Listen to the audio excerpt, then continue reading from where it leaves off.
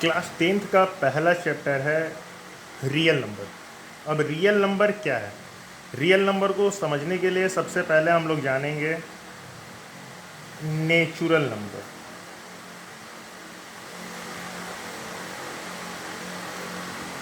Natural number क्या है? Natural number, all counting number are called natural number. That means 1 2 3 4 so on are called natural number. दूसरा, whole number क्या होता है? Natural number along with 0 is called whole number. That means 0, 1, 2, 3, 4, 5 and so on are called whole number. वैसे एक होता है integer, आपने already पढ़ चुका है। जैसे negative number -2, -1, 0, 1, 2, 3 and so on. ऐसे ही बहुत सारे नंबर होते हैं जो आप ऑलरेडी जानते हो। प्राइम नंबर, कंपोजिट नंबर या फिर इवन नंबर, ऑड नंबर, बहुत सारे नंबर हैं। ठीक है, इसी के साथ साथ एक और नंबर होता है जिसको हम लोग बोलते हैं रेशनल नंबर। क्लास 9th में ऑलरेडी आप ब्रीफ में पढ़ चुके हो कि रेशनल नंबर होता क्या है। कि a number which is in the form of p by q where q is not is equal to 0 is called rational number. तो हम बोलेंगे सर क्या रेशनल नंबर 0 होता है? सर हाँ होता है, क्यों नहीं होता है? क्या है कि भैया अगर कोई भी नंबर है उसके नीचे कुछ नहीं है तो 1 है, तो ये रेशनल नंबर होगा। चलो ठीक है। अब रेशनल नंबर के दो टाइप्स होते हैं। पहला, रिपीटिंग नंबर्स।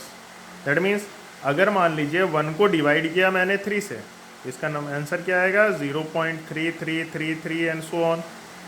और कोई नंबर जैसे मान लो 2 को डिवाइड कर दिया आपने 5 से, ये भी p बाई क्यू के फॉर्म पे, ये भी p बाई क्यू के फॉर्म पे, तो इसका आंसर आएगा 0.4।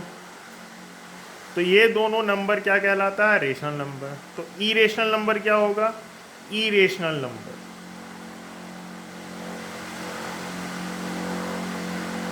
ऐसा नंबर जो ना रुकता हो और ना एक जैसा आता हो, वैसे नंबर को हम लोग बोलते हैं इरेशनल नंबर।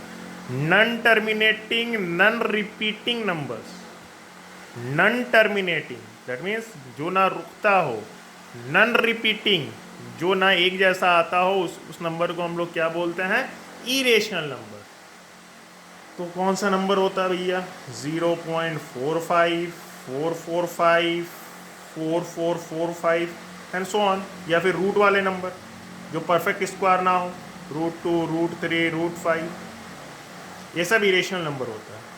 और the combination of rational and irrational are called real number. मतलब रियल नंबर जो होता है उसके अंदर क्या क्या आता है? Rational plus irrational. रेशनल के अंदर सारे नंबर्स आ जाते हैं, इरेशनल में जो बचा हुआ नंबर रहता है वो, और सारा नंबर मिला के क्या बनता है? ये रियल नंबर, जो मेरा टॉपिक है।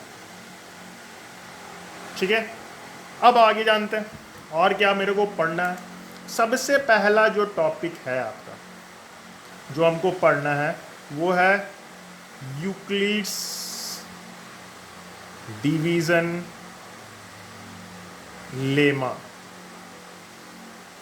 और दूसरा इसी में है यूक्लिड्स डिवीजन एल्गोरिथम। ये दो टॉपिक। तो ये यूक्लिड मैथमेटिशियन का नाम, डिवीज़न पता है, दोनों में कॉमन। डिफरेंस भैया ये दोनों में आ गया। अब ये दोनों का मतलब क्या होता है कि लेमा और एल्गोरिथम होता क्या है? लेमा और थ्योरम बहुत हद तक सेम है। लेमा का मतलब होता है, लेमा अ प्रूवन स्टेटमेंट जो प्रूव स्टेटमेंट है उसका यूज़ करके अगर हम दूसरे स्टेटमेंट को प्रूव करते हैं उसको हम लोग लेमा बोलते हैं। क्या बोलते हैं? लेमा बोलते हैं। इसी को हम लोग क्या बोल सकते हैं?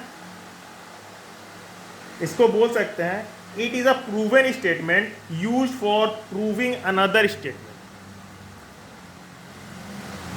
It is a proven statement, it is a proven statement used for solving another statement। ठीक है। और एल्गोरिथम कंप्यूटर में भी आप लोग पढ़े हो, step by step, step by step instruction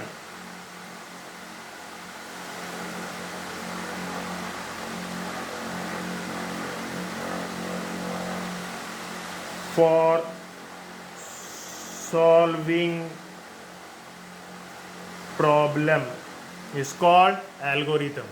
ये है भैया मेरा मेन डिफरेंस लेमा और एल्गोरिथम में। लेमा का मतलब होता है it is a proven statement which is use for solving another statement. किसी दूसरे स्टेटमेंट को प्रूव करने के लिए किसी एक स्टेटमेंट का हम यूज करते हैं जो ऑलरेडी प्रूव है, और जो प्रूव स्टेटमेंट होता है उसी को हम लोग बोलते हैं थ्योरम।